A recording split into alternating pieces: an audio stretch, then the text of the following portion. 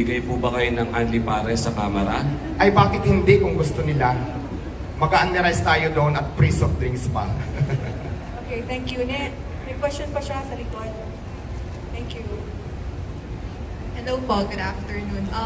Since kayo po yung fourth nominee ng Vendors Party List, ano po yung nag-udyok sa inyo para sumabak po dito po sa party list and sa...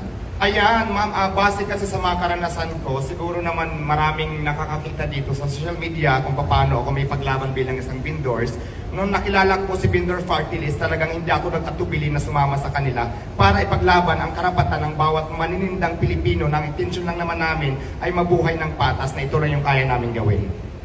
So yun po, maraming salamat. Thank you. Please.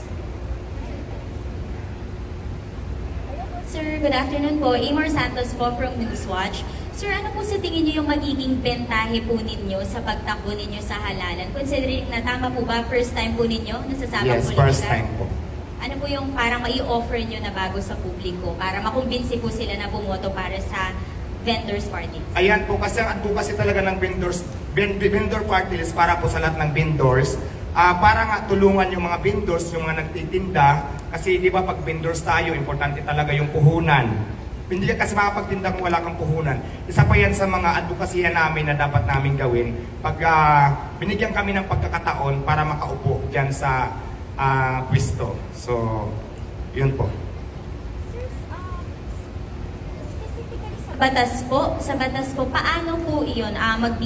Gusto nyo pong magkaroon ng batas na magbibigay ng puhunan po sa mga vendors? Paano po ba yung specific yung bill? sa batas kasi, ito kasi yung dapat bilang isang vendor talaga. Kasi naranasan ko talaga kung paano talaga makipaglaban sa mga, di ba, nakiklearing tayo. Ang batas na gusto kong gawin, tapos lalong-lalo na po yung sa karanasan ko din na medyo yung permit medyo napakahirap, yun kasi ang naisip ko. Gusto ko mag-implement ako ng batas sa pag-aralan na para mas mapadali. At susunod tayo sa batas talaga, pero yung hindi mahirapan yung bawat maninindang Pilipino na kagaya lang naman sa akin, mga small business lamang po kung tawagin.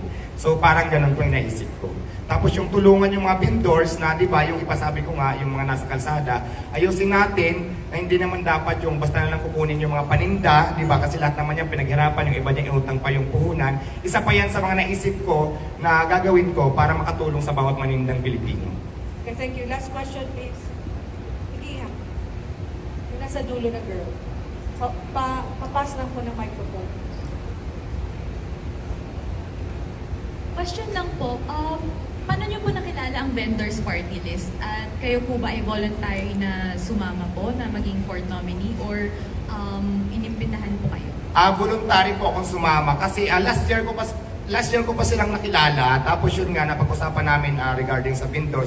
Ako mismo yung voluntary sumama kasi gusto ko din talaga, tulad ng sinabi ko kanina, na magkaroon ng boses yung bawat maninindang Pilipino para ipaglaban din naman yung karapatan ng bawat manininda. Kaya po sumama ako ng pusa sa kanila para mag-volunteer. So yun po, ma'am. Maraming salamat. Maraming salamat. Okay, sino ba po?